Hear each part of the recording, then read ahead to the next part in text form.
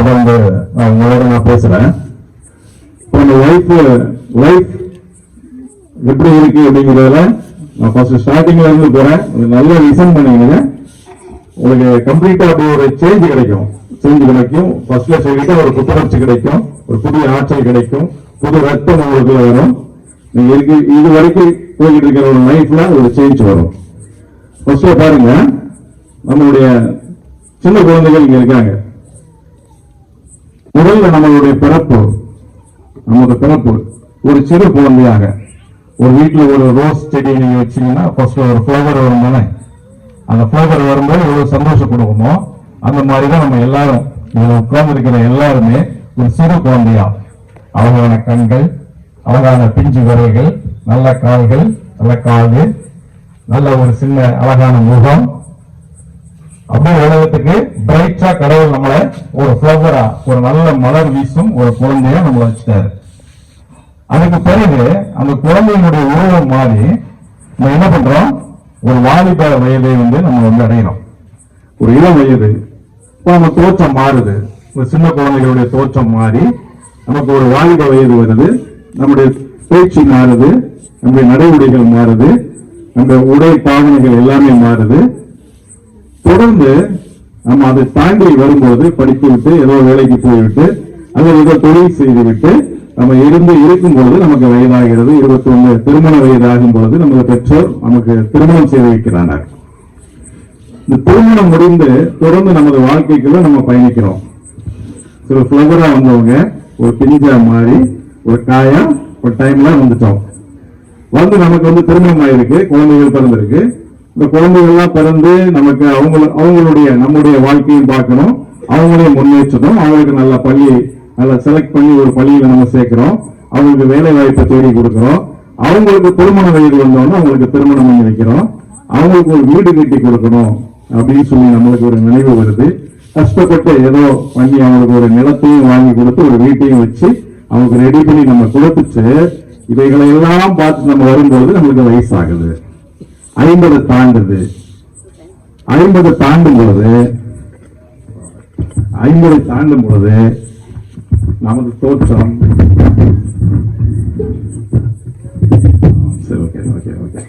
எப்படி சின்ன பிள்ளைங்களா நம்ம பிறந்தோமோ அதன் பிறகு நமது தோற்றம் மாறி இளவயது தோற்றம் இருக்கட்டும். இளவயது தோற்றம் நடுத்தர வயதுக்கு பின்பு முதியோராக மாறுகிறோம்.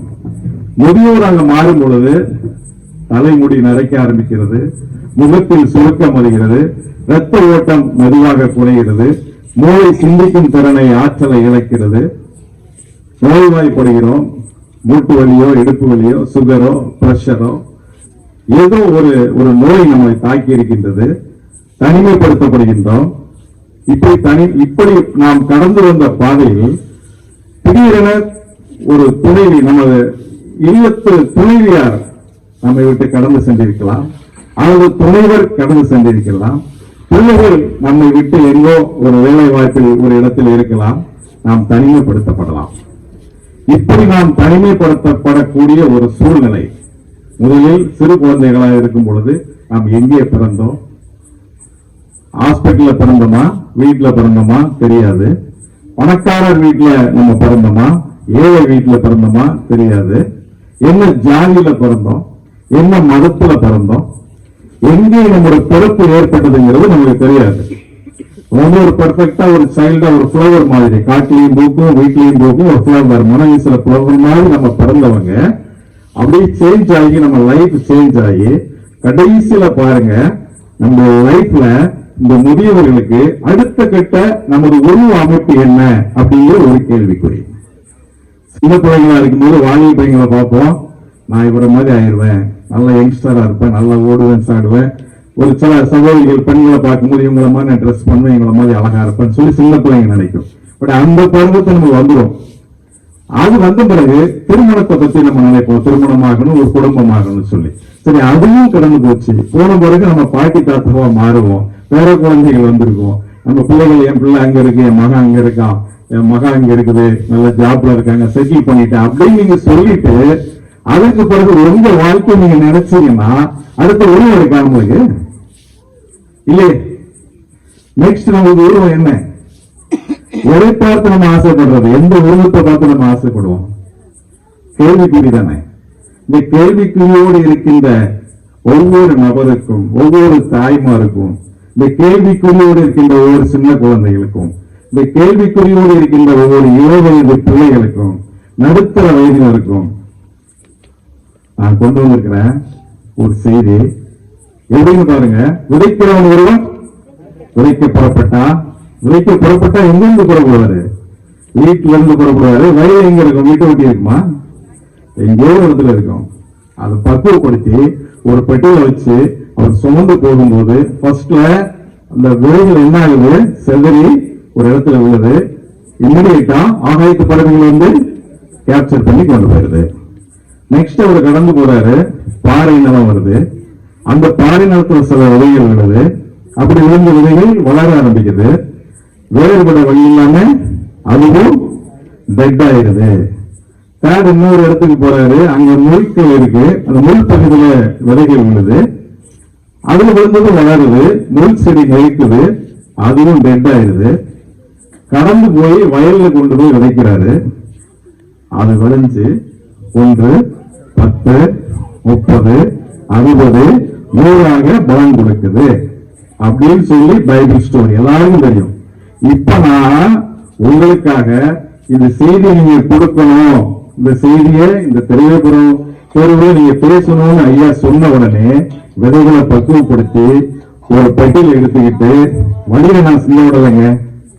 ஆகாயத்து பறவைக்கு நான் கொடுக்கல, பாறையில போடல, முள்செடிக்கு வைக்கல, பக்குவமா கொண்டு வந்து எங்க வச்சிருக்கேன்? தெளிவுபுறம் ஸ்ட்ரீட்ல வச்சிருக்கிறேன். அது விளைய போகுதுங்க. இதை பார்க்க போறீங்க. செய்தி முடிவுல விளைச்சலோட நீங்க போறீங்க. தூரத்தோட வந்திருக்கலாம், துன்பத்தோட வந்திருக்கலாம். நான் சொன்ன கேள்விக்குறியோட நீங்க நினைச்சுக்கலாம், அடுத்து எனக்கு என்ன, நான் எதாக மாறப்போகிறேன் சொல்லி வேற உருவம் இல்லையே, நீ என்ன செய்ய போறோம் அப்படின்னு சொல்லி இருக்கலாம். You are planted in a beautiful land. இந்த நிலத்துல நீங்க இருக்கீங்க, நான் விதைக்கிறேன். பாருங்க, தூரத்தே பயத்தையே நம் உணர்வுக்குள்ள சாத்தான் கொண்டு வந்து உள்ள விதைச்சு வச்சிருக்கான். கலைகளையே உள்ள விதைச்சு வச்சிருக்கிறான். நல்ல பக்குவமா நம்ம வளர்ந்தோம், நல்ல சிந்தனையோட நம்ம வளர்ந்தோம், நல்ல சர்ச்சு கிடைச்சது, நல்ல போதகர்கள் கிடைச்சாங்க, பைபிள் கிடைச்சது, பாட்டு புத்தகம் கிடைச்சது, நல்ல கணவர் கிடைச்சாரு, நல்ல மனைவி கிடைச்சாங்க, நல்ல பிள்ளைகள் கிடைச்சாங்க. பட் வாழ்க்கையில ஏதோ ஒண்ணு நம்மளை இடிக்குத, ஏதோ ஒரு பயம் நம்மளை நெருக்குது. நைட்ல படுத்தா தூக்கம் வர்றதுக்கு ரொம்ப நேரம் ஆகுதுங்க. திடீர்னு முழிச்சு 1 மணிக்கு முழிச்சோம்னா ஒரு பதட்டம், ஒரு வேதனை. யாருக்கு இந்த வேதனை? எனக்கு மட்டுமா, அல்லது பக்கத்து வீட்டு சகோதரிக்கா, அல்லது அடுத்த வீட்டுக்காரருக்கான்னு பாத்தீங்கன்னா எல்லா வீட்லயும் பிரச்சனை இல்லாத வீடு இருக்குதா? பிரச்சனையோட இருக்கீங்களா? ஃபர்ஸ்ட்ல ஒரு ஸ்டோரியில இருந்து நான் அப்படியே உங்களுக்கு உள்ள போறேன். அதுவே உங்களுக்கு ஒரு புது தொல்லை வருதுங்க. ஒரு காடு, அந்த காட்டுல ஒரு சிங்கம் ஒண்ணு படுத்து தூங்கிட்டு இருந்துச்சு. திடீர்னு பார்த்தா அந்த குட்டிகள் எல்லாம் அதை அடிச்சு எழுப்புது. பார்த்தாச்சுன்னா அந்த குட்டிகளுக்கு எல்லாம் பசி. இந்த பசியில அந்த சிங்கம் எந்திரிச்சு கடவுள்கிட்ட வேண்டுது, கடவுளே என் பிள்ளைகளுக்கு ஒரு மாம்பழத்தையோ ஒரு கொய்யா பழத்தையோ அல்லது ஒரு புல்லையோ எந்த கிளைகளையுமே ஒடிச்சு போட முடியாது, அது உணவாகாது.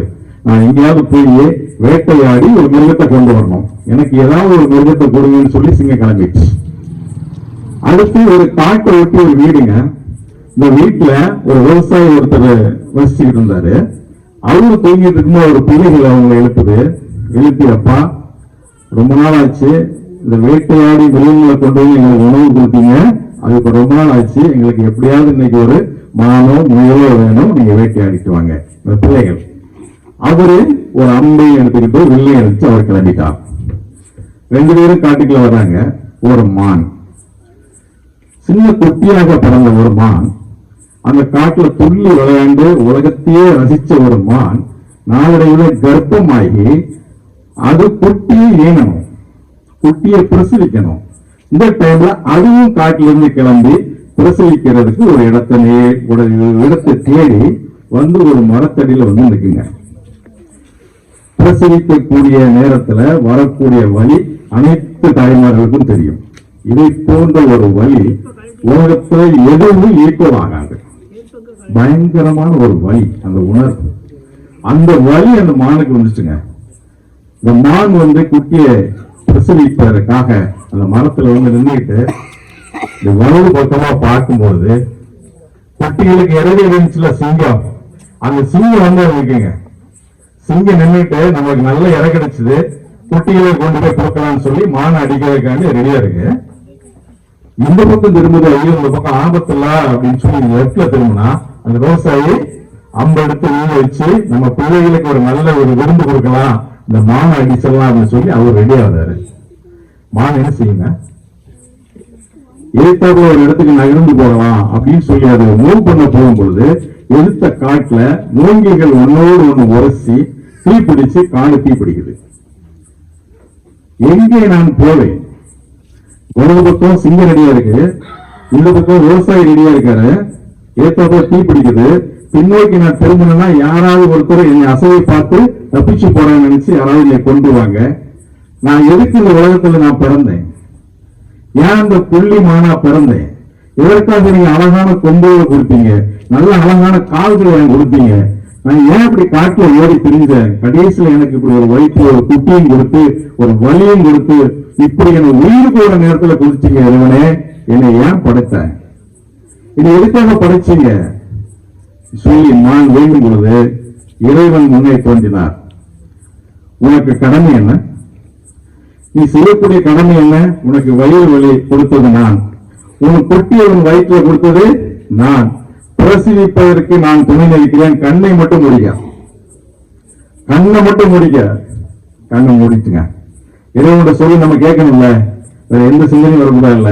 கண்ணை மூடிச்சு, கண்ணை மூடி அது பிரசவிக்க ரெடியான உடன் சூழ்நிலை மாறிச்சுங்க. காற்று அடித்தது, மின்னல் அடித்தது, இடி முழக்கம் வந்துச்சு. ஒரு மின்னல் அடிச்சது, இந்த விவசாயினுடைய கண்ணை மின்னல் பறிச்சது, அம்மை கீழே போட்டான். இடி முழக்கத்தை கேட்டு காற்று அடிச்சு பருவதை பார்த்து சிங்கம் பயந்து ஓடிச்சு. உடனடியாக மழை பெஞ்சது, ஏத்தாப்புல இருக்க காட்டுல தீ அணைஞ்சது. நான் அழகான ஒரு குட்டியை பிரசவித்தது. இது சாதாரண ஸ்டோரி இல்ல. எந்த சூழ்நிலையில நீங்க இருந்தாலும் சரி, எந்த பயம் உங்களை ஆட்கொண்டாலும் சரி,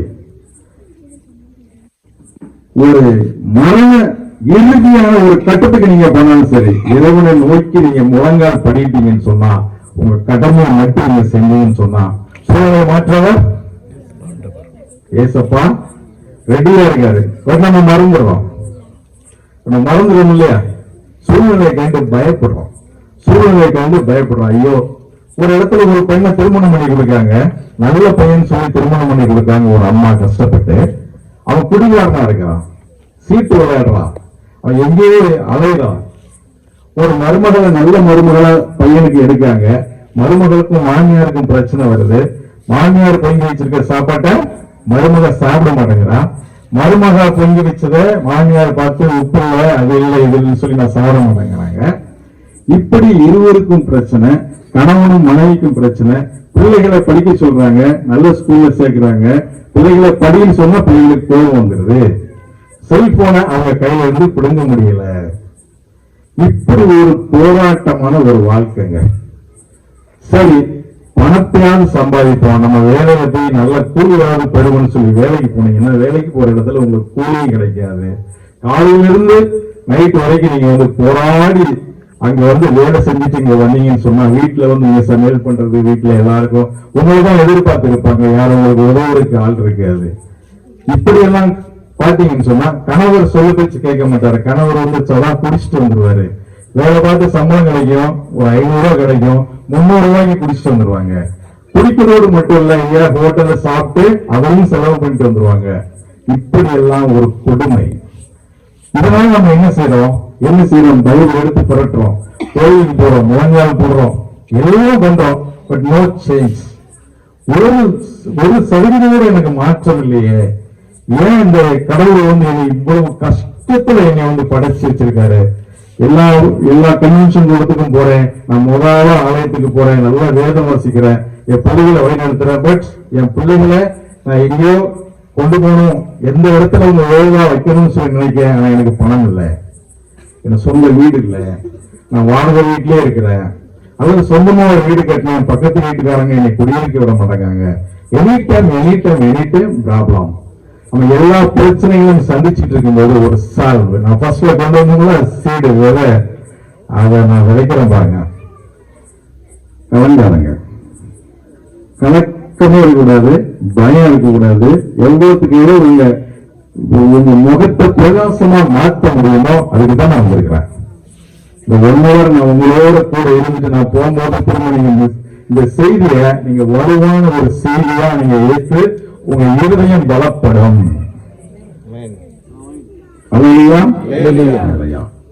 வாங்க, மத்தேயு 11ஆம் அதிகாரம் 28ஆம் வசனம். மிக பழமையான வசனம், நம்ம பிறக்கிறதுக்கு முன்னாடியே இருக்கு. வாசி. எல்லாரும் என்னிடத்தில் வாருங்கள், நான் உங்களுக்கு இளைப்பாறுவேன். ஒரு பெரிய ஆச்சரியம் பாருங்க. எந்த இடத்துல நான் மீட்டிங் சொன்னாலும் ஒருத்தர் வாசிப்பாங்க. இப்ப ஒருவர் வாசிக்கிறீங்க, அது எவ்வளவு ஆர்வமா இருக்கிறீங்க, எவ்வளவு ஆர்வம் இருக்கு. எல்லாருமே பயப்படுறது, எல்லாருமே உங்க குரல் வருது. எவ்வளவு பழமையான ஒரு வருத்தப்பட்டு நீங்க சொல்லுங்க. எல்லாரும் என்னிடத்தில் வாருங்கள், நான் உங்களுக்கு இளைப்பாறுவேன். இளைப்பாறுதல் தருவேன். சரி, இது எல்லா இடத்துலயும் நம்ம பார்த்திருக்கலாம், எல்லா இடத்துலயும் நம்ம கேட்டிருக்கலாம். மிக பழமையான வசனம். இதுல என்ன சொல்றாங்கன்னு சொன்னா, நமக்கு பாரம் இருக்கு, ஒரு மீனிங் மட்டும் உங்களுக்கு தெரியல, நமக்கு பாரம் இருக்கு, நம்ம கொண்டு போய் கடவுள்கிட்ட கொடுத்தா அவர் இளைப்பாறுதலை கொடுப்பார். அப்படித்தானே? இங்க பாருங்க, நெக்ஸ்ட் வாங்க, அடுத்த வசனத்துக்கு வாங்க. 29. நான் சாந்தமும் மனத்தாழ்மையுமாய் இருக்கிறேன். என் நுகத்தை உங்கள் மேல் ஏற்றுக்கொண்டு என்னிடத்தில் கற்றுக்கொள்ளுங்கள், அப்பொழுது உங்கள் ஆத்துமாக்களுக்கு இளைப்பாறுதல் கிடைக்கும். அது என்ன நுகம்? என்ன பாரம்? என்ன அவருக்கு கவலை இருக்கா? ஜீசஸுக்கு கவலை இருக்கா? என் முகத்தை வைக்கிறேன், அவரு கவலை ஒண்ணுமே வைக்காரா? அடுத்து வாங்க, 30 வாங்க. அது என்ன முகங்க? யாராவது சகோதரிகள் என்ன முகம்? நல்ல கரெக்டா நீங்க கேப்சர் பண்ணிடுங்க. வருத்தப்பட்டாச்சு, நம்மளுக்கு ஏகப்பட்ட பாரம் வந்துச்சு, குடும்ப சுமை எல்லாம் வந்துச்சு, உறவுகளுக்கு இல்ல, நல்லா பேசினவங்க நம்ம கிட்ட விரோதிச்சுட்டு அண்ணன் தங்கச்சி கூட 10 வருஷம் பேசாம இருக்கிறாங்க. நம்ம ஒரு குடும்பத்துல பிறந்தோம், மூத்தவரா ஒரு சகோதரர் பிறந்து நம்மளோட சொத்துக்கள் எல்லாம் எடுத்துட்டு போயிட்டாரு, நம்மளை தெருவில் விட்டாரு.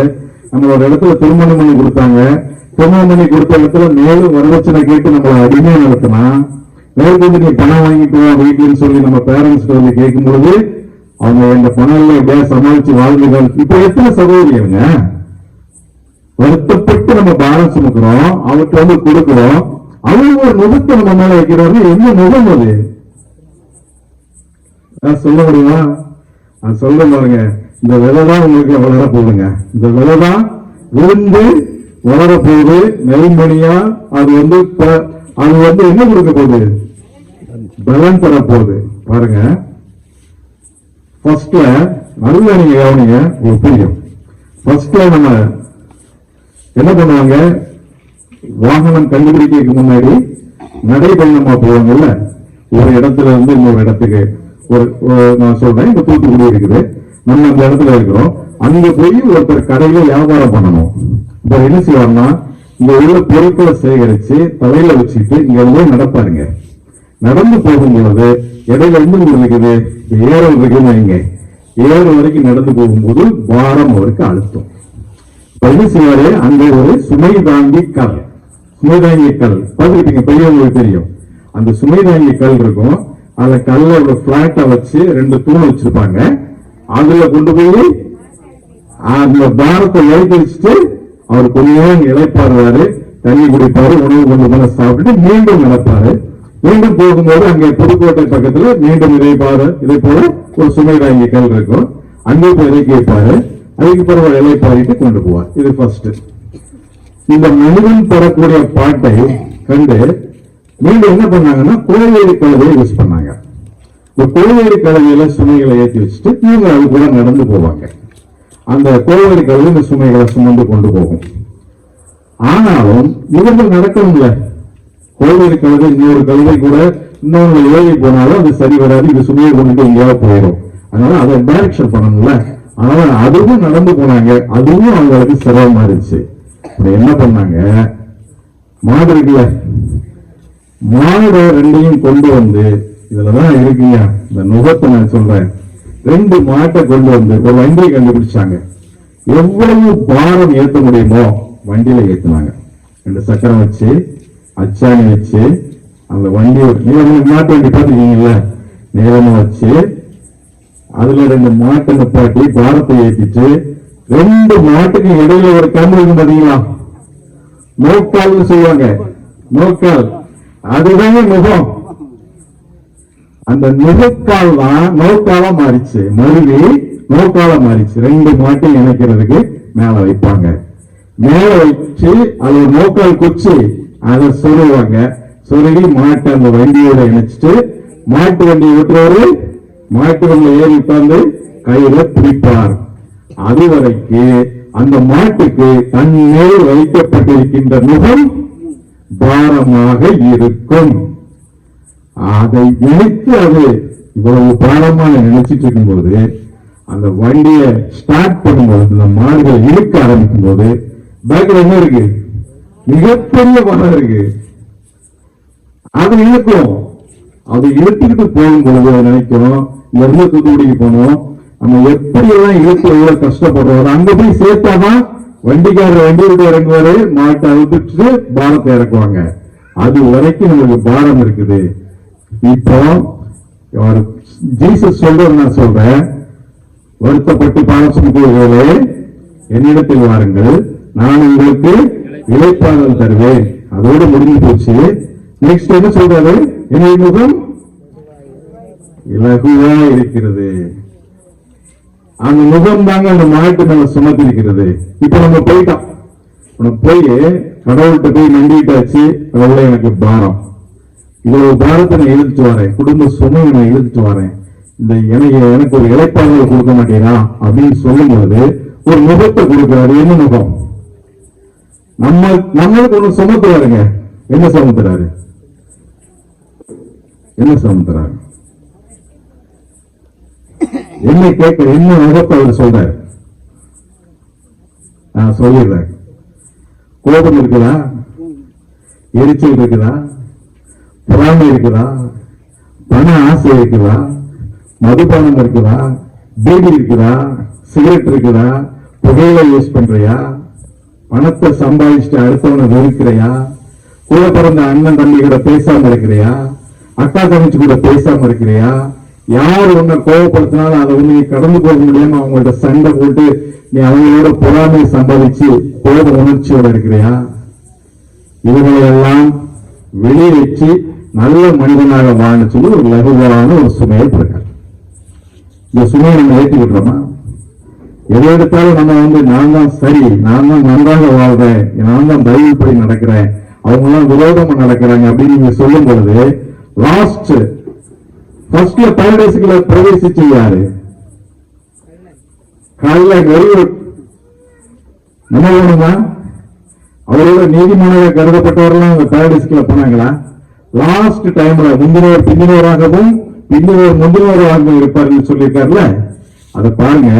அந்த பாரடைஸுக்குள்ள கடைசி நேரத்தில் கர்த்தாவே நீர் வரும்போது நீர் ராஜ்யத்தை என்னை நினைத்தருள்னு சொன்னா, இன்று முதல் நீ என்னுடன் பரதேசி இருப்பான்னு சொல்லி ஃபர்ஸ்ட்ல எடுத்தாரா? அவர் சொன்னதை நம்ம நிறைவேற்றலன்னு சொன்னா, நம்மளுடைய உலக வாழ்க்கைக்குள்ள நம்ம இருந்தோம்னு சொன்னா பாரடைஸுக்குள்ள நோ என்ட்ரி. நீங்க ஏழையாக பிறந்தா உங்க பேரு லாசர் தான், பிரச்சனையே இல்லை. அப்படியே உங்களை லிஃப்ட் பண்ணி எடுத்துக்கொண்டு அங்க கொண்டு வச்சு ஒரு ஆபிரகாம் மடியில. பட் நீங்க பணக்காரராக இருந்தீர்கள் என்று சொன்னால் ஒரு ஏழையை கொண்டு உங்க வாசல்ல விடுவாரு, ஒரு லாசர் மாதிரி ஒருத்தர் விடுவாரு. நீ அவனுக்கு ஏதாவது காணிக்க கொடுக்குறியா? சரிதானா? அதுக்கிட்ட அந்த லெண்ட் டேஸ் நம்மளை பரிசோதிக்கிறது தான் இந்த லெண்ட் டேஸ். எப்படி நம்ம இந்த 2 டேஸ் நம்ம சும்மா சொல்றோம் 40 டேஸ் நம்மளுக்கு வந்துச்சு, 40 டேஸ் நான் மட்டன் சாப்பிட மாட்டேன், மீன் சாப்பிட மாட்டேன், ஒரு செஞ்சு இருப்பேன், ஒரு டைம் தான் சாப்பிடுவேன், சாப்பிட மாட்டேன் அப்படின்னு சொல்லலாம் நம்ம நினைக்கிறது இந்த விரதம் அல்ல. இந்த 40 நாட்களும் உங்களுக்கு ஒரு பயிற்சி இருக்குங்க, ஒரு அருமையான ஒரு பயிற்சி. நீங்க இந்த பயிற்சியை எடுத்துக்கிட்டீங்கன்னு சொன்னா உங்க லைஃப் அப்படியே டேனா. எவ்வளவு கஷ்டம் பாருங்க. நேற்று முந்தா நாள் காலையில வாக்கிங் போயிட்டு ரயில்வே ஸ்டேஷன்ல உட்கார்ந்துருக்கிறேன். நம்ம ரயில்வே யார் விழுந்துட்டாங்களா? ரயில்வே ஸ்டேஷன்ல உட்கார்ந்துருக்கிறேன். ஒரு கான்வர்சேஷனை நான் கேட்டேங்க, என்ன அப்படியே புரட்டி போட்டு, இது நமக்கு வாழ்க்கையா, நம்ம வாழ்ந்துட்டு இருக்க ஒரு வாழ்க்கையான்னு சொல்லி. ஒரு கணவன் மனைவி ரயில்வே ஸ்டேஷன், நம்ம ரயில்வே ஸ்டேஷன் தான். அங்க போனவங்க ரைட் சைட்ல அந்த S1 S2 S3 எல்லாம் போட்டுருப்பாங்கல்ல, சீட் இருக்குது. பக்கத்துல ஒரு இந்த இது போட்டு கிரானைட் போட்டு சீட்டு மாதிரி ரவுண்டா போட்டிருப்பாங்கல்ல தோணும், அதுல ஒரு ஐயா படுத்திருக்காரு. அந்த அம்மா பேசுனதை கேட்டேன், எனக்கு கண்ணீர் வந்துட்டுங்க, அழுதுட்டேன் அப்படி. பாருங்க அந்த அம்மா சொல்லுது, ஐயா கல்யாணம் ஆகும்போது நீ சிங்க மாதிரி இருந்த, நான் அன்னப்பறவை இருந்தேன், நீ என்னை எப்படி பிடிச்சு நம்ம எப்படி கல்யாணம் பண்ணோம், 4 குழந்தைகளை இறைவன் கொடுத்தாரு. அந்த அம்மா சொல்லுவாங்க, இது எதுவும் கற்பனை இல்லை, 4 குழந்தைகளை இறைவன் கொடுத்தாரு, 4 பேரும் நம்மகிட்ட இல்ல, எந்த குழந்தையும் நம்மளை பார்க்கல, நீ அதுக்காக அழாதையா, நீ அதுக்காக கண்ணீர் விடாதையா. அந்த ஐயா அழுவாரு. இந்த அம்மா இந்த முந்தானை எடுத்து அந்த ஐயாவுடைய கண்ணீரை துடைச்சிட்டு, எனக்கு ஒரு காட்சியை கடவுள் கொடுக்காருங்க, துடைச்சிட்டு நீ அழாதையா, எந்த பிள்ளைகிட்டையும் நம்ம போக வேண்டாம், எந்த பிள்ளைக்கு நம்ம போக வேண்டாம், நான் இருக்கேன் அவனை காப்பாத்துறேன் அப்படின்னு சொல்லிட்டு அந்த அம்மா சொல்லுது, அன்னப்பறவை மாதிரி இருந்தனா கூலி போய்கிட்டேன், எனக்கு இப்போ ஓட சாட முடியாது, முன்னாடி மாதிரி நான் இல்லை, இப்ப போய் நான் ஹைகிரவுண்ட்ல போய் சேர்ந்தேன்னு சொன்னா எனக்கு ஒரு பெட் கொடுப்பாங்க, இந்த மருத்துவர் நீங்க அட்மிட் பண்ணிடுவாரு, காலையில உணவு கொடுப்பாங்க, மத்தியான உணவு கொடுப்பாங்க, நைட்டு உணவு கொடுப்பாங்க, எனக்கு ராஜ மரியாதை, இருக்க நர்ஸ் எல்லாம் என்னை கவனிப்பாங்க, இருக்க டாக்டர்ஸ் எல்லாம் பெரிய படிப்பு படிச்சவங்க என்னை கவனிப்பாங்க, நான் நன்றாக இருந்து என்னை குணமாக்கி விடுற வரைக்கும் அவங்க விட மாட்டாங்க, நீ எங்கேயா போவ, நீ எனக்கு கண்ணீர் வந்துங்க, அது கேக்கு, நீ எங்கேயா போவ, ஐக்கிரவுண்ட்ல வெளியே படுத்துட்டியா, உனக்கு யாரு சாப்பாடு வாங்கி தருவாங்க, உனக்கு யாரு உணவு கொடுப்பாங்க, உன்னை யாரையும் அவங்க கவனிச்சுக்குவாங்க, தெளிவு தானே கிடப்ப, நான் போய் சேர மாட்டேயா, எனக்கு எந்த நோய் இருந்தாலும் பரவாயில்ல, உன்னோட சாவையா, கற்பனை இல்லைங்க, நான் கேட்டதுங்க, அப்படியே என் நோட்டில் எழுதி வச்சிருக்கேன் பாருங்க, என் மனசுல அப்படியே பதிஞ்சிச்சு, நான் சாவது வரைக்கும் அவங்க துணையா இருக்கையா அப்படின்னு சொல்லி ஒரு 100 ரூபாய் எடுத்து அவன் மடியில் வச்சிருந்துச்சுங்க, அதை எடுத்து அந்த ஐயா கையில கொடுத்து, தலையில வச்சு நீ இதை படுத்துக்கையா, ட்ரெயின் வரப்போது கிளம்பி வச்சிருக்கிறேன், இந்த பனங்கிழங்க கொண்டு போய் திருச்செந்தூர்ல ட்ரெயின்ல ஏறி திருச்செந்தூர்ல கொண்டு போய் நான் விட்டனையா, அவ்வளோத்தையும் விட்டுட்டு நைட்டு ட்ரெயின் வரும், செந்தூர் வரும்ல, அதில் நான் திரும்பி வரேன், பணத்தோட வரேன், கவலைப்படாதையா அப்படின்னு சொல்லி அப்படி தட்டி கொடுத்துட்டு அந்த ஐயா படுக்க வச்சுட்டு போச்சுங்க. இதுதான் கணவன் மனைவி உறவுங்க. எந்த பொருளை நீங்க சம்பாதிச்சாலும் சரி, எனக்கு அப்படியே கண்ணீர் வலி, அப்படியே ரொம்ப வேகமாயிட்டானுங்க, ஐயோ இப்படி ஒரு தம்பதி என் வாழ்க்கையில இத்தனை வயசுக்கு நான் சந்திக்கிறேங்க, இப்படி ஒரு கணவன் மனைவி இந்த வயசுல நான் பார்த்ததே இல்லைங்க. இளம் வயசுல புதுசா திருமணமானவங்க ஒரு ஜோடியா இருப்பாங்க, ஒரு சந்தோஷமா இருப்பாங்க, 70 வயசு இருக்குங்க, அவருக்கு 70 தாண்டிட்டீங்க அந்த ஆளுக்கு. அந்த மனைவி சொல்ல கேட்டுட்டு அதிலேயே படுத்திருக்காரு. இரவு நான் பார்க்கணும்னு நினைச்சேன், எனக்கு எனக்கு வாய்ப்பு இல்லை. இரவு நான் 9 மணிக்கு என்ன நடக்கும்னு சொல்லி பார்க்கணும்னு நினைச்சேன், எனக்கு வாய்ப்பு இல்லை. இப்படி ஒரு தூரமான வாழ்க்கை ஒரு பக்கம் நடந்துட்டு இருக்கு. இவ்வளவோ சம்பாதிச்சு போடான்னு ஓடி அடிச்சு பங்களாவா இருக்கிறான், பதவிகளை எடுத்துருக்கான். எந்த பதவி வந்தாலும் நான் எனக்கு தான் அந்த பதவி வேணும், உனக்காக ஒரு பதவி பாரடைஸுக்கு இருக்கிறது மறந்துடுறான், கோடி கோடியா பணத்தை வென்றான். திரையபுர ஊர்ல ஒரு தொழில் மக்கள் சங்கடப்படுறாங்க, ஒரு 1000 ரூபாய் கொண்டு கொடுப்போம்னா கொடுக்க மாட்டான். நீதான் உழைக்கணும், நீதான் உழைக்கணும். நீ உனக்கு ஒரு வயது உனக்கு சோறு வேணும்னு சொன்னா நீ தான் காலையில் 5 மணிக்கு அடிச்சு போனோம், போய் அங்க போய் நம்ம பிள்ளைகளை நினைச்சு நீங்க தூரப்பட்டு நீ வேலை செஞ்சு உனக்கும் நல்ல ஒரு கிறிஸ்துமஸோட பார்க்கலாம், நல்ல சேவை கொடுத்துருவாங்க, ஒருத்தருக்கு ஒருத்தர் பரிமாறிக்கிறோம். இந்த சேலையோ 5000 10,000 சொல்லி 200 ரூபா தான் நம்மகிட்ட இருக்கும். அதுக்குத்தான் நம்ம சேலை வாங்கி இப்படித்தானுங்க நம்ம நிலைமை. இதை உயர்த்ததுக்குத்தான் அவர் வந்தார். இதை உயர்த்ததுக்குத்தான் வந்தார். அவர் யாரையும் பணக்காரங்க வீட்டுல போகல, தொழிலாளி வீட்டுக்கு போனாரு, குருட வீட்டுக்கு போனார். யாரெல்லாம் ஒடுக்கப்பட்டார்களோ, யாரெல்லாம் புறந்தள்ளப்பட்டார்களோ, யாரெல்லாம் மக்களால் வெளியேற்றப்பட்டார்களோ, யாரெல்லாம் வீட்டுக்குள்ள அனுமதிக்காம ஆலயத்துக்குள்ள அனுமதிக்காம இருந்தாங்களோ அந்த மக்கள் தான் அவர் தேடி சென்று கூட இருந்தார். ஒரே ரட்சகர் அவர் தான் நமக்கு லீடர். வேற எந்த ஸ்டாரும், எந்த சினி ஸ்டாரும், எந்த டிவியில வரக்கூடிய ஸ்டாரும், எந்த கிரிக்கெட் பிளேயரும் நமக்கு ஈடாகிட முடியாது. ஒரே லீடர், குட் ஷெப்பர்ட், நல்ல மேய்ப்பர் யாரு? Jesus Christ. இது எல்லாருக்கும் கிடைக்காதுங்க. இந்த leading capacity, the leader, the powerful leader யாருக்குமே கிடைக்காது. நீங்க இதை மட்டும் நீங்க மனசுல வச்சுக்கிடுங்க. எந்த சோதனைக்குள்ள போனாலும் சரி, எந்த வேதனைக்குள்ள போனாலும் சரி, மத்தேயு 10:29 எடுங்க.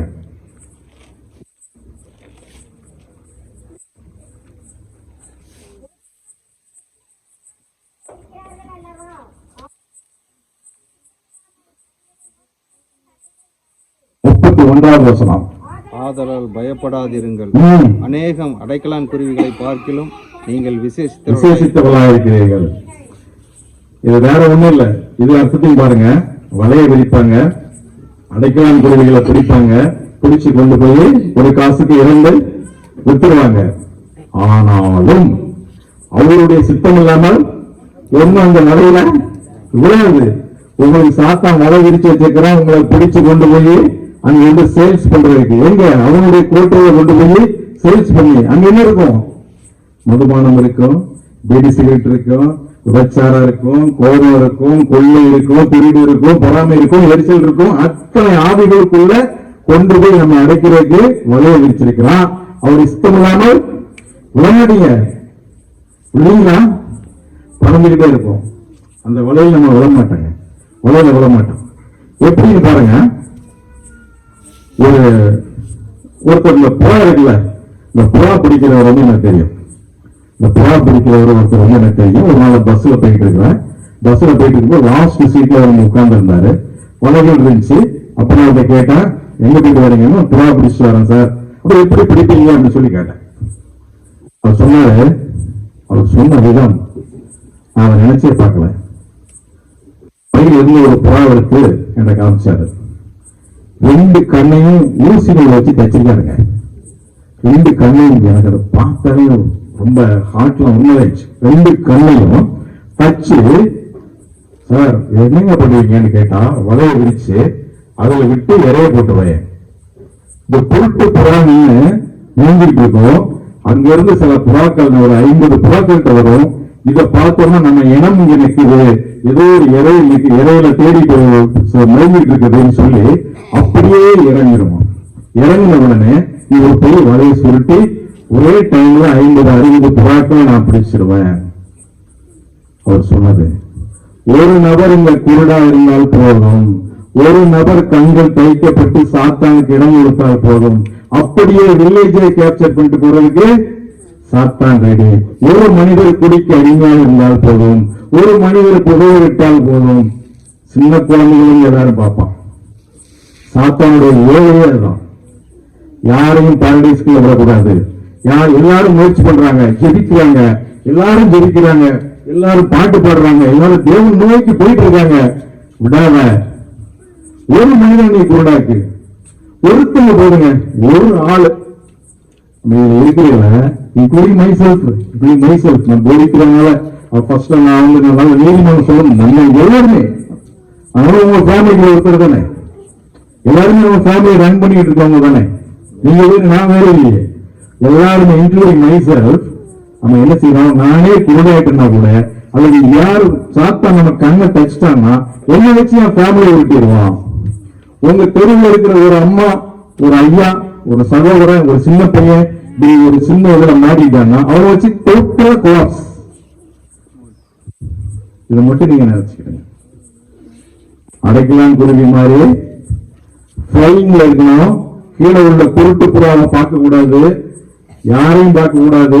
உங்களுடைய டைரக்ஷன் தனி உனக்கு நீங்க வேறு குறிக்கப்பட்டவங்க. ஆலயத்துக்கு வந்துட்டீங்களா, நீங்க தேவனுடைய பாடல்கள் எடுத்து பாடிட்டீங்களா, நீங்க பரீட்சை எழுதுறதுக்கு ஆயத்தம் ஆயிட்டீங்க, தேவன் முன்னாடி நீங்க எக்ஸாம் எழுதி நீங்க பாஸ் பண்ணி அடுத்த லெவலுக்கு போறீங்க. ஸ்கூல்ல பிள்ளைங்க இவ்வளவுதான் படிச்சாலும் கடைசியில் ஒரு ஆனுவல் டெஸ்ட் வச்சு அவங்க பாஸ் பண்ணதான் நெக்ஸ்ட் கிளாஸ் போக முடியும். அதே மாதிரி நீங்க ஒரு என்ட்ரி பாயிண்ட்ல நீங்க நிக்கிறீங்க. பயப்படாதுங்க, பயந்து மட்டும் ஃபியர். பயந்துருக்கீங்கன்னா அந்த பயம் உங்களை ஆட்கொள்ளும், வேற திசைக்கு கொண்டு போகும். வேற திசைக்கு கொண்டு போய் உங்களை கொண்டு போய் அங்கோடு விட்ட பிறகு கடவுள் நோக்கி நீங்க பார்த்து திரும்ப முடியாது. ஒரு ஆள் மாட்டினா போதும், ஒரு ஆள் கண்ணை தச்சு விட்டா போதும், அணைக்க மாட்டோம். லாஸ்ட் சண்டே புதுவாழ்வு சர்ச் இருக்கிற நாகமாவடி அங்க மெசேஜுக்காண்டி போயிருந்தேன். மெசேஜ் முடிஞ்சது. மெசேஜ் முடிஞ்சு நான் பைபிள் எல்லாமே எடுத்துச்சு நான் கிளம்பும் பொழுது ஒரு கியூ நிற்கீங்க, 22 பேர் நிற்காங்க. எதுக்காக நிற்கன்னு எனக்கு தெரியல. நான் ஃபர்ஸ்ட்ல ஒரு அம்மா இருந்துச்சு, அம்மாட்ட கேட்டேன் அம்மா என்னம்மான்னு சொல்லி, சார் ஜெபம் பண்ணுங்க. நாங்க ஐயோ நான் பிரேயர் பண்றது இல்லைங்க, நான் மெசேஜுக்கு தான் வந்திருக்கிறேன், அண்ணன் வருவாரு ஒருவர் அங்க நீங்க பண்ணிக்கிறீங்க. இல்ல அண்ணனை பார்க்கறதுக்கு நாளாகும், நாங்க இன்னைக்கு காலையில வந்தோம், நாங்க ஆலயத்துல பிரேயருக்கு அட்டன் பண்ணிட்டோம், எங்களுக்காக ஜெபிங்க. அப்புறம் சாதாரணமா இருக்கும் போல நினைச்சு ஃபர்ஸ்ட்ல ஒரு அம்மா போன்ல உட்காந்து மெசேஜ் கட்டிட்டு இருந்தாங்க. அந்த அம்மாவுக்கு பேர் என்னன்னு சொல்லி கேட்டேன். அவங்க யாருமே 22 பேர் யாருமே கிறிஸ்டின் கிடையாது, மாற்று மதத்தை சேர்ந்தவங்க. அந்த அம்மாவோட பேரை சொல்லிச்சு. ஊர் எந்த ஊர்னு சொல்லி கேட்டேன். மேட்டுப்பாளையம். மேட்டுப்பாளையமா என்னமா அப்படின்னா எனக்கு வந்து பிரஸ்ட் கேன்சருங்க. சரின்னு சொல்லி அந்த அம்மாவுக்காக ஜெயிச்சேன். அந்த அம்மா கடந்து போச்சு. அடுத்தது ஒரு அம்மா நம்ம போட்டி போட்டு இருந்தாங்க, உங்களுக்கு எந்த ஊருமா அப்படின்னா எனக்கு கோயம்புத்தூர் சார், உங்களுக்கு என்னம்மா கேன்சர், அவங்களுக்காக ஜெயிச்சேன். 3வது ஒரு அம்மா வந்து நினைச்சு எந்த ஊருமா அப்படின்னா சங்கரன் கோயில், என்ன பிரச்சனைமா கேன்சர். What a problem. என்ன மனிதர்கள் யாரை தேடி வந்திருக்காங்க பாருங்க, மாற்று சமூகத்தை சேர்ந்தவங்க, மாற்று மதத்தை சேர்ந்தவங்க. எங்க அழைச்சிட்டு வந்திருக்காரு கடவுள். நாளமாவோட இங்க நமக்கு ஒரு தீர்வு கிடைச்சிடாதா? மருத்துவத்தை எத்தனை இடத்துல போராடி இருப்பான், எவ்வளவு பணத்தை செலவழிச்சிருப்பான். இதுல யாரு யாரு பெரிய டாக்டர் அங்க வந்திருக்காங்க. அந்த வாய்ப்பை கடவுள் எனக்கு கொடுத்துருக்காரு பாருங்க. நான் சொன்னேன் எனக்கு ஜெயிக்கிறதுக்கு எனக்கு வாய்ப்பு இல்லை, அண்ணன் ஜெயிச்சுக்கான சொன்ன பிறகும் அவங்க போகிறாங்க. இப்படி வரிசை வந்துட்டு இருந்தாங்க. 7 பேருக்கு அதுல கேன்சர். 8வது ஒரு நபரை கொண்டு வந்து விட்டாங்க. 22 வயசு பையன். என்ன எனக்கு வந்து நைட் தூக்கம் வர மாட்டேங்குது, பயம், மாத்திரை போட்டு நான் தூங்குறேன். நேற்று 2 மாத்திரையை போட்டுட்டேன், அதனால எனக்கு மீண்டும் வந்து பயம் வருது, எப்படியா எனக்கு தூக்கம் வரணும், ஜெபிங்க. மற்றொரு அடுத்து நான் அவருக்கு ஜெயிச்சுட்டு விட்டேன். இன்னொரு தம்பி 19 வயசுங்க, கையெல்லாம் கட்டி டாலர் எல்லாமே போட்டு வந்திருக்கான். என்ன தம்பி பிரச்சனை? செய்வன கோளாறு, நைட்டு தூங்க மாட்டேன், பகல்ல தூங்க மாட்டேன், சாப்பிடுறது கை வச்சுன்னா எனக்கு சாப்பிட முடியாது. இப்படி ஒரு போராட்டம் அன்னைக்குதாங்க சந்திச்சேன். நமக்குள்ள ஒரு சின்ன பிரச்சனை வரும்போது எவ்வளவு கலங்குறோம், ஒரு சின்ன ஒரு தலைவலி வரும்போது நம்ம எவ்வளவு கலங்குறோம், ஒரு சின்ன வீட்டுக்கு ஒரு சின்ன சண்டை வரும்போது எவ்வளவு கலங்குறோம். ஐயோ பாத்தீங்கன்னா 22 பேர்ல ஒரு 12 பேருக்காவது கேன்சருங்க. அதுல ஒரு 10 பேருக்கு செய்வன இந்த மாதிரி கோளாறுகள்.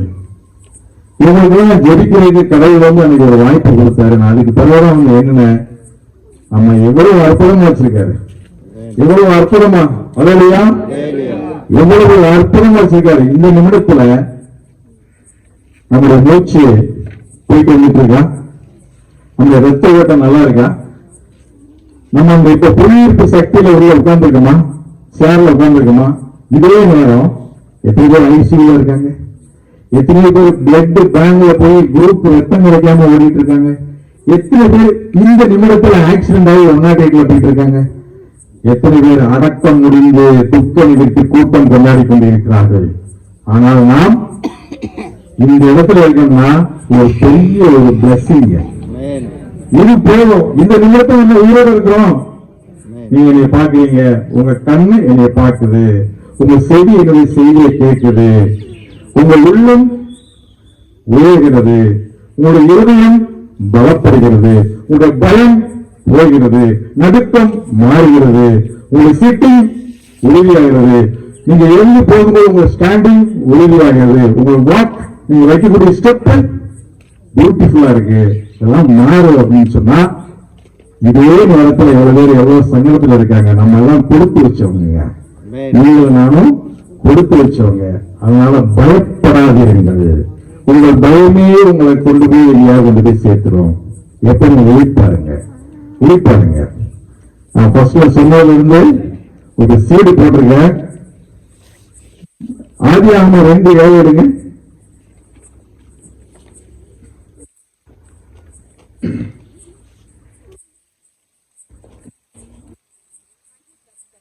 மனுஷனை பூமியின் மண்ணினாலே உருவாக்கி ஜீவ சுவாசத்தை அவன் நாசியில் ஊதினார். மனுஷன் ஜீவாத்மா. ரைட். லூக்கா 23:46.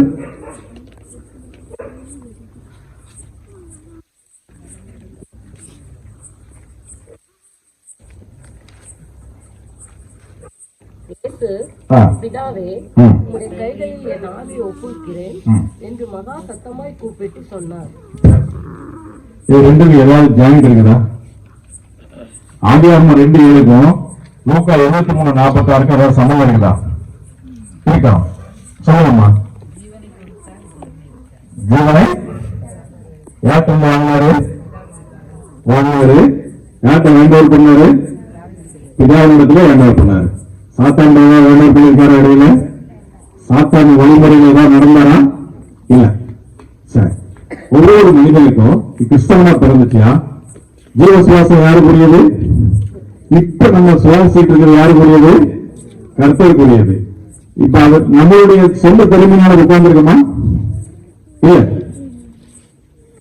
அவருடைய சுவாசம் இரவலாக ஒரு வாடகை வீட்டுல உட்கார்ந்த மாதிரி நம்ம உட்கார்ந்துருக்கோம். அவருடைய சுவாசம் தான். இதை எப்படி பெர்ஃபெக்டா கொண்டு போய் அவருக்கு கொடுக்கணும். இதான் நம்மளோட வாழ்க்கை. சின்ன பிள்ளை பிறந்துட்டோம், இளைய வயசுல வந்துட்டோம், நடுத்தர வயது வந்துட்டோம், முதியோர் ஆயிட்டோம். அதுக்கு பிறகு இந்த உருவம் கிடையாது. மறுரூபமாக்கப்பட்டு அவருக்கு போறோம். அப்ப நம்மளுடைய ஜீவ சுவாசத்தை அவர் வந்து கரெக்டா வாங்கணும். அப்படிதானே?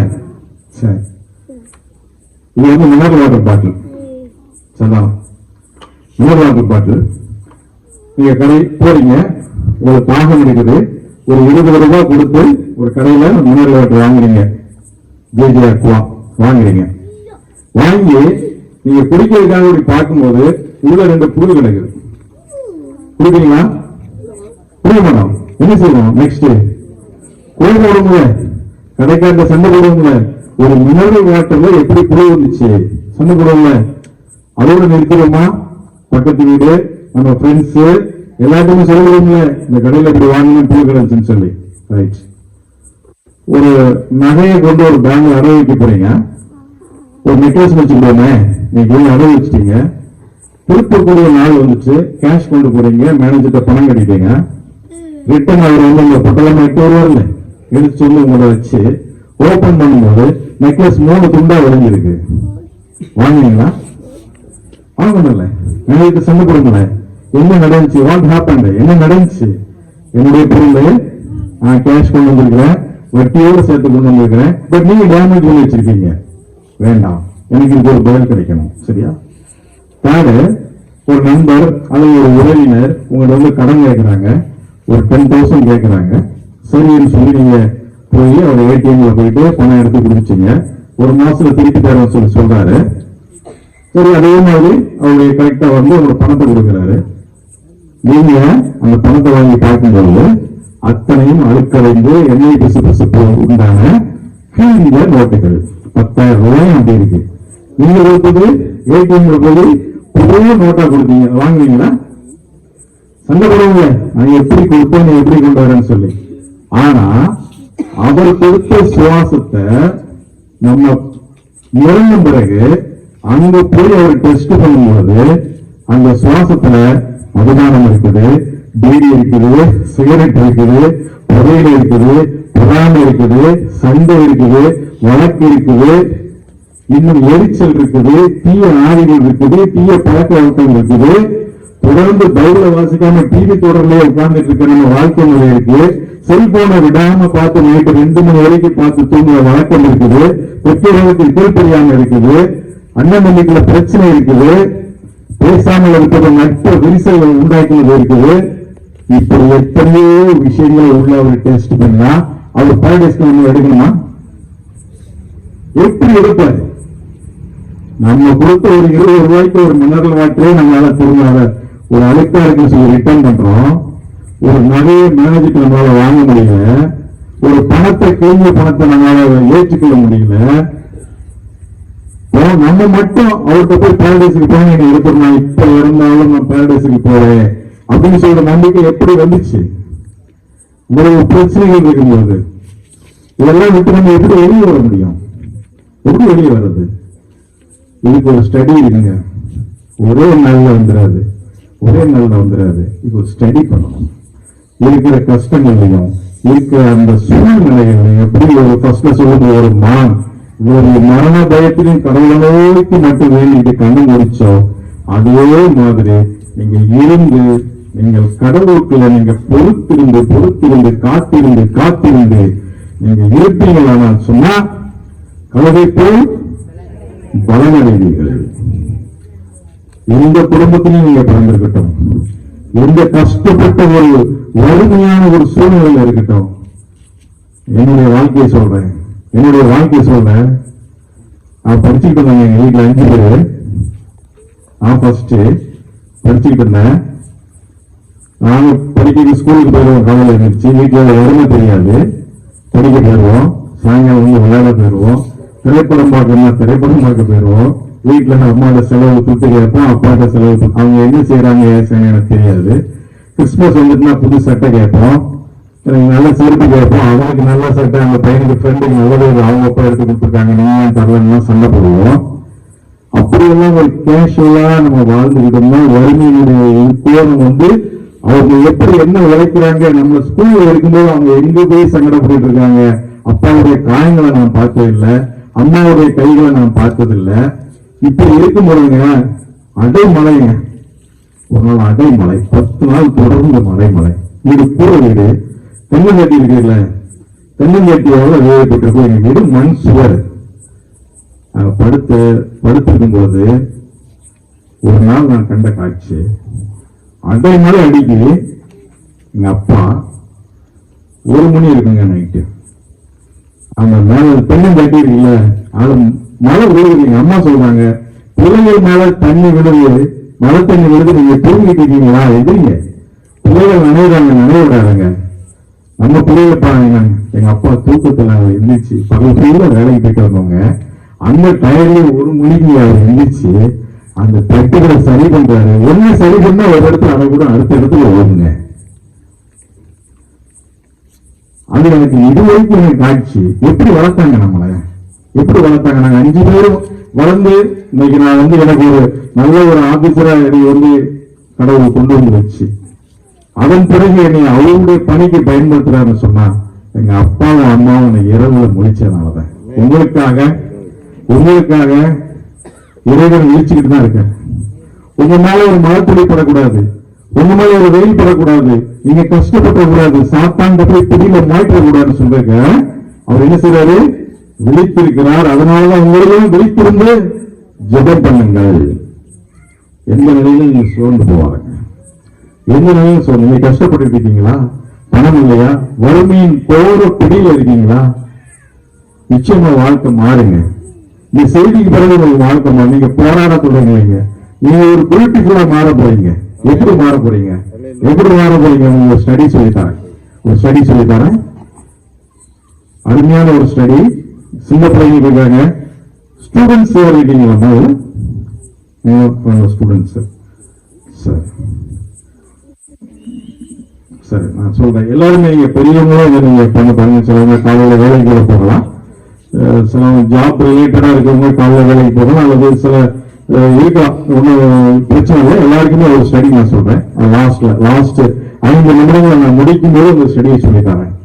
அதற்கு முன்னாடி ஒரு சின்ன ஸ்டோரியை சொல்லிட்டு நம்ம ஸ்டடிக்குள்ள போறேன். ஒரு அரண்மனை, அதை கேட்டுடுங்க. வாழ்க்கையில நீங்க எவ்வளவு தூரம் நீங்க போராடிட்டு இருக்கீங்களோ, எவ்வளவு தூரம் கஷ்டத்துல இருக்கீங்களோ, இந்த ஸ்டோரியை கேளுங்க, அப்படியே சேஞ்ச் ஆவீங்க. உங்களுக்கு இந்த உணர்வு கொடுப்பாங்க. ஒரு அரண்மனை, அந்த அரண்மனையில ஒரு ராஜா அவர் தோட்டம் வச்சிருந்தாரு. அந்த தோட்டத்துல போய் ஒரு நாள் பார்வையிட்டு இருக்கும்போது மரம் நல்ல கன்றுகள் தேக்கு மரம் வச்சுக்கிட்டீங்களேன், நல்ல அழகா வளர்ந்துட்டு இருந்துச்சு. அப்போ அந்த தோட்டத்துக்காரங்களை கூப்பிட்டு சொன்னாரு, என்னுடைய அரியணை பழுதாகி விட்டது, இந்த மரத்தை நன்றாக வளர்த்து ஒரு 5 வருடத்திலோ 6 வருடத்திலோ எந்த நுழைவு நிலையில் இல்லாம உறுதியை வளர்த்து கொண்டாங்க, கட் பண்ணி அரியாசனம் செய்யணும் அப்படின்னு சொல்றாரு. இந்த மரம் அதை கேட்டுச்சு. மரம் கேட்ட உடனே என்ன பண்ணுது, தன் கொப்புகளை எல்லாம் எங்கேயும் விடல, நீர் எங்கெல்லாம் இருக்கோ அங்கெல்லாம் வேற எடுத்துச்சு, நீர் எடுத்துச்சு. உறுதியான ஒரு மரமாக வளர்ந்து பெருசா வந்துட்டுங்க. வந்த நாளே மன்னர் இறந்து போயிட்டார். மன்னர் இறந்துச்சார். அவருடைய மகன் இளவரசர் மன்னர் ஆனார், முடிசூட்டப்பட்டார். அவர் தோட்டத்துக்கு வந்தார். அங்க வேலையாட்கள் வந்தாங்க. அந்த மரத்து பக்கத்துல வந்து நின்னார். அப்ப வேலையாட்கள் சொன்னாங்க, இந்த மரம் உங்க அப்பா மன்னராக இருந்த காலத்துல அரியாசனமா செய்யணும்னு சொல்லி நாங்கெல்லாம் போராடி வளர்த்தோம், நல்லா இருக்கு, இப்ப இதை கட் பண்ணி நம்ம சிம்மாசனம் செஞ்சிடலாயா? அப்ப இந்த மகன் சொன்னாரு, இதையும் இந்த மரம் கேக்கு.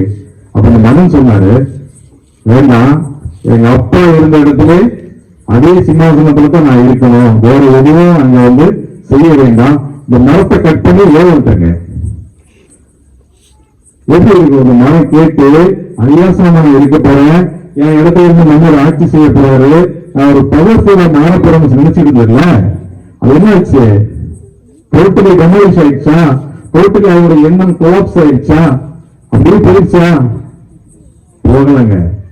என்ன ஆச்சு பாருங்க, ஏழை சொல்லிட்டு போயிட்டாரு. ஏழை நகருக்கு வந்துட்டாங்க. ஏழைக்கு 4 வந்துச்சு, ஆட்கள் வந்துட்டாங்க.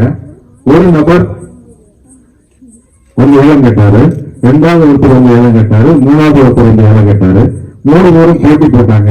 மன்னன் சொன்னார், இந்த மரத்தை 3 துண்டுகளாக கட் பண்ணி 3 பேருக்கும் கொடுத்துருங்க, ஆளுக்கு எவ்வளவு வேணுமோ நீங்க ஏலம் எடுத்துட்டு போயிருங்கன்னு சொல்லிட்டாங்க. மரம் 3 துண்டாக வெட்டப்பட்டது.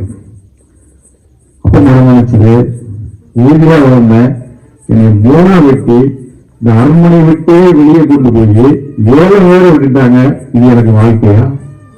அரியாசனமாக மாற ஆசைப்பட்டேன், இது எனக்கு வாழ்க்கையா? ஏலம் போயிட்டுங்க, 3 பேர் எடுத்துட்டு போயிட்டாங்க.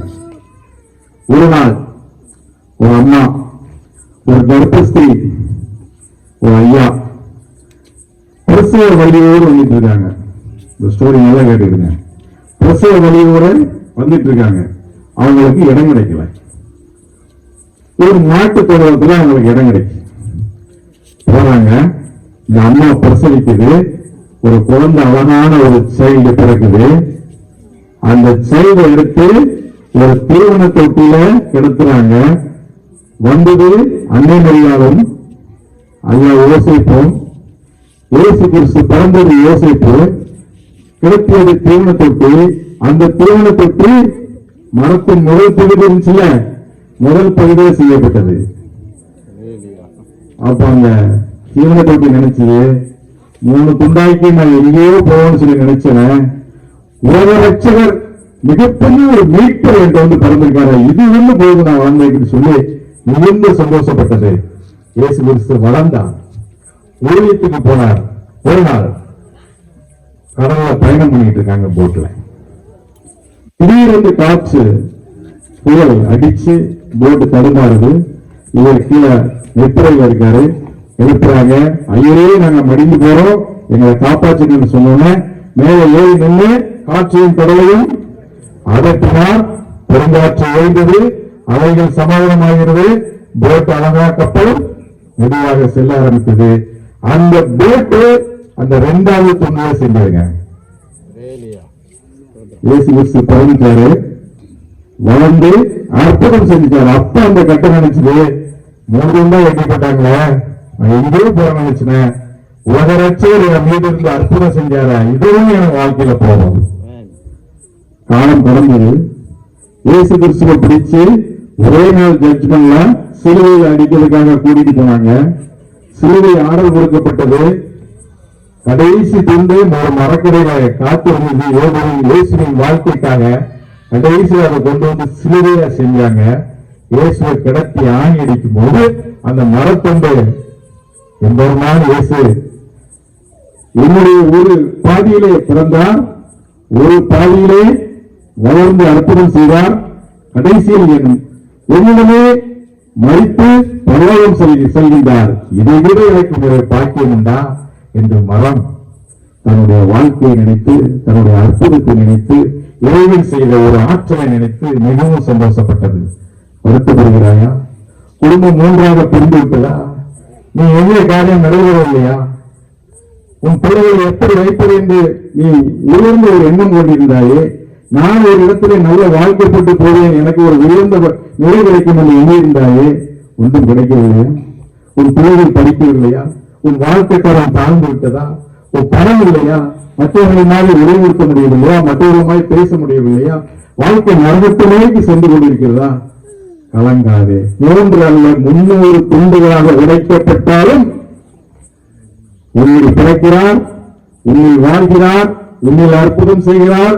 நீ மறிக்கும் போது உன்னோட கட்டையா வந்து சிலுவையா வந்து உன்னோட மறிக்கிறார். நீ உயிர்த்தெழுந்து போகும்போது உன்னோடு கூட வருகிறார் என் ரட்சகர். இதான் உங்க வாழ்க்கையில் வேணும். அல்லேலூயா. புதிய உற்சாகம் வந்துட்டா? கவலையோடு இருக்கீங்களா? கண்ணீரோடு இருக்கீங்களா? இல்ல இல்ல. கைகளை யார் பிடிச்சிருக்கா? உங்க வரலாற்றை யார் பிடிச்சிருக்கா? ஏசப்பா என்ன என் வாழ்க்கையில உயர்த்தினவர், என்ன நிலைக்கு கொண்டு வந்தவர், உங்களை நிச்சயமா கொண்டு வருவார். நீங்களும் ஒரு உறுதியா மாறுவீங்க. உங்க கஷ்டத்தெல்லாம் திருப்பி போட்டுருங்க. ஒரே நினைவு கடவுள்கிட்ட தான். ஏதாவது பழக்க வழக்கங்கள் இருந்துச்சுன்னா வெளியேற்றிடலாம். லாஸ்ட் 5 நிமிடங்கள் ஒரு ஸ்டடி சொல்ல போறேன். இதை சொல்லி நான் முடிக்கிறேன். இருக்கீங்களா? இல்ல நல்லா இருக்கீங்க. சரி, உங்க ஃபேமிலியோட நானும் வருவேன். அவங்க பெரிய அப்பா சொல்ற பெருசுங்க கிடையாது. உங்க ஃபேமிலிக்குள்ள எப்படி நம்ம ஃபேமிலியை ரன் பண்ணி போறோம் அப்படின்னு சொல்லி நான் உள்ள வந்துதான் நான் பேசுறேன். கடைசியா ஒரு ஸ்டடி பாருங்க. அதிகாலை நம்ம இப்போ மடக்கி வச்சிருக்கிறது செல்போன், சரிதானா? எல்லா ஆயுதத்தையும் பறிச்சு சாத்தான் இருந்து பறிச்சு கடவுள் ஒரு இடத்துல போட்டு நசிக்கிற பிறகு கடைசி ஆயுதமாக சாத்தான் பயன்படுத்தப்படுவது செல்போன். எத்தனை பேர் அடிமையா இருக்கிறோம்? காலையில எழுந்து எத்தனை பேர் வாட்ஸ்அப் பார்க்கிறோம், எத்தனை பேர் டிக்டாக் பார்க்கிறோம், எத்தனை பேர் பேஸ்புக் பார்க்கிறோம், எத்தனை பேர் இன்ஸ்டாகிராம்ல போறோம், எத்தனை என்ன விதவிதமா இருக்குது, எத்தனை ரீல்ஸ் பார்க்கிறோம், எத்தனை கேம்ஸ் ஆடுறோம். இவைகளை வச்சு நீங்க ஆசைப்படுறீங்களா? ஆசைப்படுறீங்களா? புதுவா மாறணும், மினரல் மாறணும், பூர்வீக கூடாது இல்லை ஆசைப்படுறீங்களா? ஒரு புது வேர்ல்டு 24 கேரட்டா நான் வரணும். ஒரே ஒரு வழிதாங்க பாரடைஸுக்கு. அந்த வழி குறுகலான வழி. நீங்க நம்ம போயிட்டு இருக்கிறது பிரைட் ஆனது. செல்போன் எடுத்து தட்டினீங்கன்னா வேர்ல்டு வந்துடும். கடவுளை நினைச்சு நீங்க போகும்போது பாரடைஸ் உடனே வருமா? அது நம்ம குறுகலான பாதை. எப்படி இந்த பிரேக்ல இருந்து நம்ம குறுகலான பாதைக்கு நம்ம போறதுங்கிறத சொல்றேன். அதிகாலையிலே தேர்வை தேர்வர்கள் கன்னடவார்கள் சொல்லியிருக்கா? எப்படி கண்டிடுறது? எப்படி தெரியுங்க? எப்படி தெரியுங்க? ஏதாவது பயிற்சி வேணுங்க. அந்த பயிற்சி தான் சொல்லித்தரேன். இதனால ஒரு நாள் என்னை நீங்க பார்க்கும்போது, சார் நான் இதை கேப்சர் பண்ணிக்கிட்டேன், இதை ஃபாலோ பண்றேன், இப்ப என் வாழ்க்கை பிரைட்டா இருக்கு, எதுக்கு வந்து ஏதோ ஒரு அடிமைத்தனத்துக்கு நான் இருக்கேன், யாரோ ஒருத்தரை வணங்குறேன், இந்த செல்போன் எனக்கு தலைமை தாங்குமா? தாங்கதில்ல. செல்போன் நம்ம வீடுதான். நான் அதான் எடிட் பண்ணி போயிட்டு இருக்குல்ல, அதான் நம்ம எடிட் பண்ணி போயிட்டு இருக்கு. அமைதியா இருங்க. முடிஞ்சா நான் ஒரு ஸ்டடி சொல்லி தரேன். பிராக்டிஸ் மட்டும் பண்ணி பாருங்க, வாழ்க்கையில வரும். காலையில நீங்க வேற ஒண்ணுமே செய்ய வேண்டாம். அதிகாலையில தேவனை தேடணும். இதுதானே அவருடைய பிரசன்ஸ் நமக்குள்ள வரணும், நம்மள அவரு வழி நடத்தணும். 5 மணிக்கு கரெக்டா நீங்க அலாரம் வச்சு முடிச்சிருங்க. முதல் நாள் சங்கடமா இருக்கும். வேலைக்கு போறவங்க அவங்க போயிடலாம், அதை பத்தி ஒன்றும் இல்லை. பட் நம்ம எல்லாருக்குமே நீங்க பிராக்டிஸ் பண்ணிடலாம். ஒரு ½ தான் இந்த பிராக்டிஸ். 5 மணிக்கு முடிங்க. 5 மணிக்கு முடிச்சு அலாரம் வச்சு முடிச்சிட்டீங்க. பைபிள் எடுத்து வலது பக்கத்தில் வைங்க. உங்கள் செல்ஃபோன் எடுத்து லெஃப்டில் வச்சுருங்க. வச்சிட்டிங்களா? வச்சுருங்க. வச்சுட்டு டிசைடு ஒரு ஓன் மைண்டு. நீங்கள் டிசைட் பண்ணுங்கள். பைபிள் எடுக்க போகிறோன்னா செல்ஃபோன் எடுக்க போகிறோம். ஏதாவது any urgent calls, any urgent matter இருந்தால் மட்டுமே அதை தொடணும். மற்றபடி நீங்கள் செல்லில் தொடாதங்க. வச்சுருங்க. வச்சுட்டு நீங்கள் பைபிளை பாருங்கள். இதை நான் எடுப்பேன், ஃபஸ்ட்டு நான் இதை எடுக்க போகிறேன் சொல்லி எடுத்து ஓப்பன் பண்ணுங்கள். ஓப்பன் பண்ணிவிட்டு எனி ஒன் சாப்டர், நீதிமொழிகளாக இருக்கட்டும், சங்கீதமாக இருக்கட்டும், அது புதிய ஏற்பாடாக இருக்கட்டும், பழைய ஏற்பாடாக இருக்கட்டும், எனி ஒன் சாப்டர் படிங்க. ஒரு அதிகாரத்தை படிச்சுட்டு வச்சுருங்க. ஃபஸ்ட்டு 5 மணிக்கு முடிக்கணும். பைபிள் எடுத்து படிக்கணும். வச்சிருங்க. வச்சுட்டு ஒரு 10 நிமிடம் அமைதியாக உட்காந்துருங்க. எதுவுமே செய்ய வேண்டாம். நீங்கள் அப்படியே உட்காந்துருங்க. சிந்தனைகள் உங்களுக்கு போகுங்க. என்ன சிந்தனை வேணாலும் வரட்டும், அப்படியே ஓட விட்டுருங்க. எது வேணாலும் வரட்டும், ஓட விட்டுருங்க. இந்த 10 நிமிடம் கரெக்டாக நீங்கள் முடிச்சு அதுக்கு பிறகு நீங்கள் யோசிச்சு பாருங்க, என்ன சிந்தனை எல்லாம் வந்துச்சு. நல்ல சிந்தனை எத்தனை, கெட்ட சிந்தனை எத்தனை. அதிகாலையில் வரக்கூடிய சாத்தான் கடவுளை நம்ம தேடும் பொழுது உங்களை டிஸ்டர்ப் பண்ணுவான். அப்போ வேண்டாத சிந்தனைகளை கொண்டு வருவான். எதுயெல்லாம் வீணான சிந்தனைகள் வந்துச்சு, எது நல்ல சிந்தனை வந்துச்சுன்னு சொல்லி நீங்க கண்டுபிடிக்கிறதுக்கே 1 மாதமா 2 மாதமா ஆகலாம். விட்டுறதங்க. விடாப்பிடியா. ஏசு 40 நாள் விடாப்பிடியா இருந்தார்ல, அதனாலதான் அவர் அழகையை வென்றார். நீங்க இந்த 40 டேஸ்ல நீங்க எடுத்துக்கிடுங்க. ஒரு 10 நாள் போயிடுச்சு. இந்த லாஸ்ட் உங்களுக்கு குட் ஃப்ரைடே வரைக்கும் நீங்க எடுத்துக்கிடுங்க, ஈஸ்டர் வரைக்கும் எடுத்துக்கிடுங்க. ஒவ்வொரு பிள்ளைங்களுக்கும், ஒவ்வொரு தாய்மாருக்கும், ஒவ்வொரு சகோதரிக்கும் நான் சொல்றேன், நல்ல சிந்தனை எது, கெட்ட சிந்தனை எது இப்படின்னு சொல்லி நீங்க டெய்லி சிந்திக்க விட்டுக்கிட்டே இருந்தீங்கன்னா நாளடைவில் நீங்க என்ன பண்ணுங்க, கெட்ட சிந்தனை என்னை விட்டு வெளியேறணும், கெட்ட சிந்தனை என்னை விட்டு வெளியேறணும், நல்ல சிந்தனை வரணும். இந்த செல்போனை நான் வெறுக்கிறேன், இது என்னை அடிமைப்படுத்துது, என்னுடைய லீடர்ஷிப்பு காடு, பட் இது எனக்கு லீடர்ஷிப்பா மாறுது, என்னை இது வழிநடத்தி போகுது, இதுதான் உலகம் நான் நினைச்சிட்டு இருக்கேன், இதை நான் வெறுக்கிறேன். காலைல எழுந்துச்சு வாட்ஸ்அப் பார்க்க மாட்டேன், நைட்டு 10 மணிக்கு எனக்கு தூக்கம் வச்சு நான் படுத்துருவேன், செல்போனை ஆஃப் பண்ணிடுவேன், செல்போனை நான் தொட மாட்டேன் அப்படின்னு சொல்லி நீங்க ப்ரேயர் பண்ணி இந்த 10 நிமிஷம் சிந்தனையை நீங்க அப்படியே கெட்ட சிந்தனைகளை ஒதுக்கி வச்சுட்டு அதுக்கு பிறகு ப்ரேயர்ல உட்காருங்க. 5 மணிக்கு முடிங்க, பைபிள் வாசிங்க, மெடிடேஷன் பண்ணுங்க, நல்ல சிந்தனை கெட்ட சிந்தனை எதுன்னு சொல்லி வேறுபடுத்தி பாருங்க. அதுக்கு பிறகு ப்ரேயர்ல உட்காருங்க. இந்த கெட்ட சிந்தனைகள்லாம் வெளியேறணும்ப்பா எனக்கு. நீங்க அப்படி ஒரு இதுக்குள்ள ட்ராக்ல போயிட்டீங்கன்னாலே அவர் உங்களை கேப்சர் பண்ண ஆரம்பிப்பாரு. நாளடைவில் 1 மாதமோ 2 மாதமோ 3 மாதமோ கழிச்சு நீங்க அதிகாலை அலாரம் வைக்காமலே நீங்க முழிப்பீங்க. முழிச்சு உட்கார்ந்தீங்கன்னா சிந்தனையே வராதுங்க. பிராக்டிஸ் பண்ணி பாருங்க. எந்த சிந்தனையும் உங்களுக்கு வராது. சிந்திக்கும் ஆற்றல் அந்த சாத்தான் விதிச்சிருந்தாம்ல, அவனுடைய கோட்டைகளே போய் சேர்ந்துடும். நல்ல எண்ணங்கள் மட்டுமே. அன்பு செலுத்துவீங்க, கோபப்பட மாட்டீங்க. மது இருந்தீங்கன்னா மதுவை கண்டாலே வெறுப்பு வந்துடும். சிகரெட் எல்லாம் தூக்கி தூர எரிஞ்சிருவீங்க, புகையிலை தூக்கி தூர எரிஞ்சிருவீங்க. ஒன்லி லீடர் யாரு நமக்கு? ஜீசஸ் கிரைஸ்ட் மட்டும் தான் குட் ஷெப்பர்ட். அவர் தான் நம்மளுக்கு ஸ்டார். சரிதானா? நீங்க அவர் வந்து உள்ள வர ஆரம்பிச்சார்னா நாளடைவில் கெட்ட சிந்தனைகள்லாம் வெளியே போயிடும். எல்லாத்தையும் வெளியே விட்டுட்டு நீங்க பியூரிஃபையா மாறுவீங்க. உங்க குடும்பத்தை கட்டமைப்ப ஆரம்பிப்பீங்க. உங்க உடல் நலம் நல்லாக மாறும்.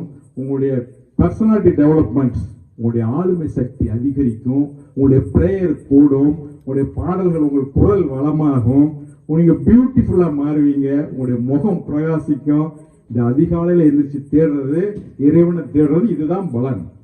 நாளடைவில் நீங்க பார்த்தீங்கன்னு சொன்னா நீங்க மாறி இருப்பீங்க. உங்களை பார்த்து ஒருத்தர் கோவப்பட்டாருன்னா சிரிச்சுக்கிட்டே நீங்க கடந்து போயிருப்பீங்க.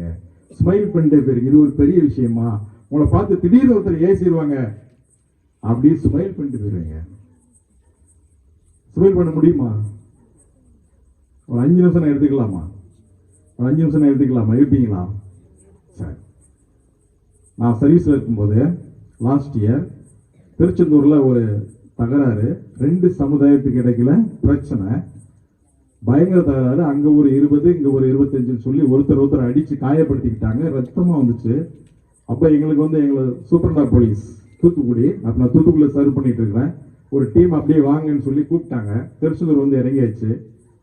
எங்கள் ஆஃபீஸர் வந்து ஐபிஎஸ் ஆஃபீஸர், சூப்பர்னா போலீஸ். நாங்கள் கூட என்னோட பாடி ப்ரொடெக்டரு வெப்பன் எல்லாம் எடுத்து இறங்கிட்டோம். சர்சன்னு இறங்கியாச்சு.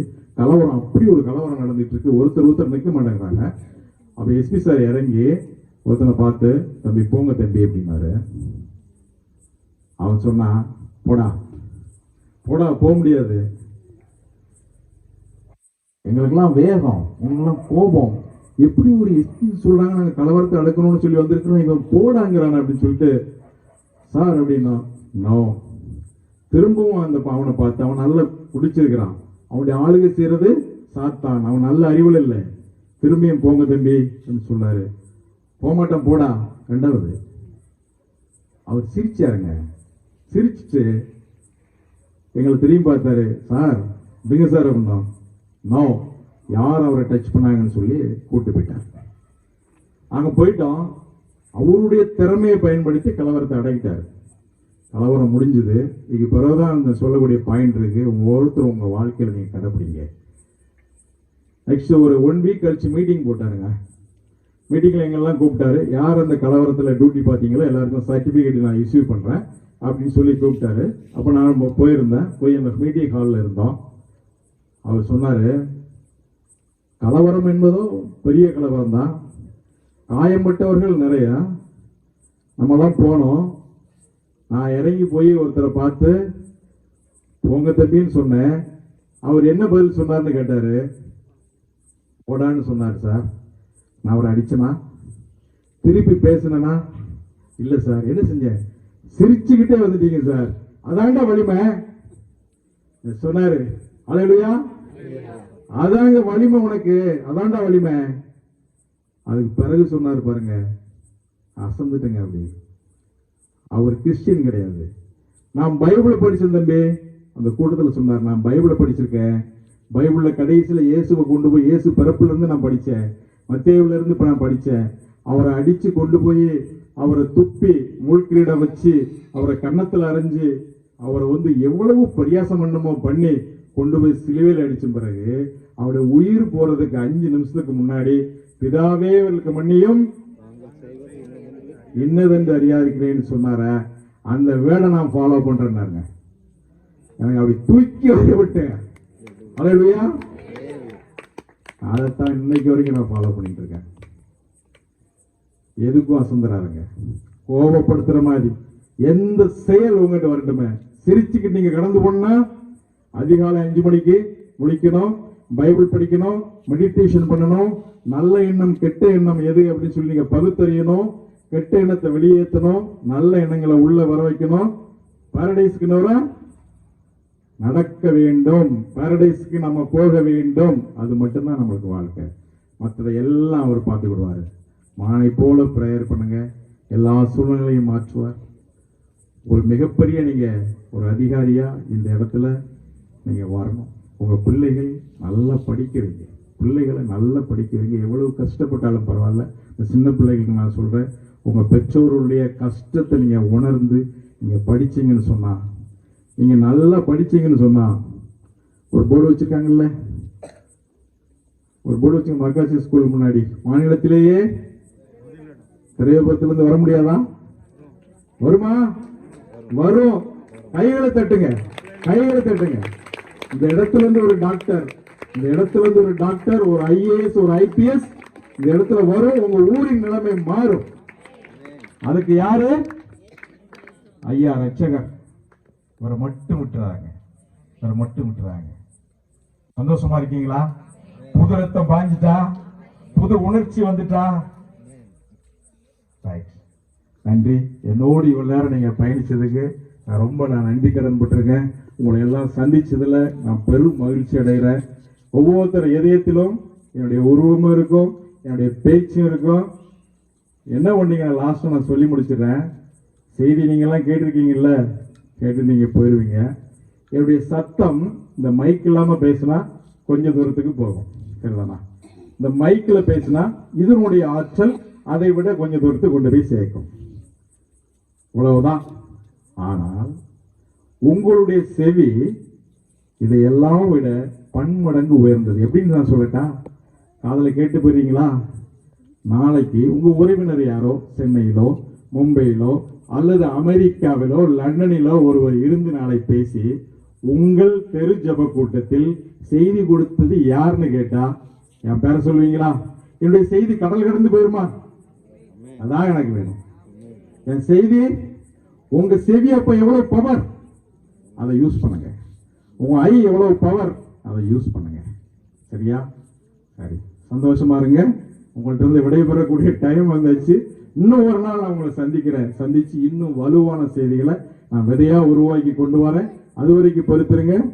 உங்களோடு நான் இவ்வளவு நேரம் பேசியதற்காக இறைவனுக்கு நான் நன்றி செலுத்தி விடைபெறுகின்றேன். நன்றி, வணக்கம்.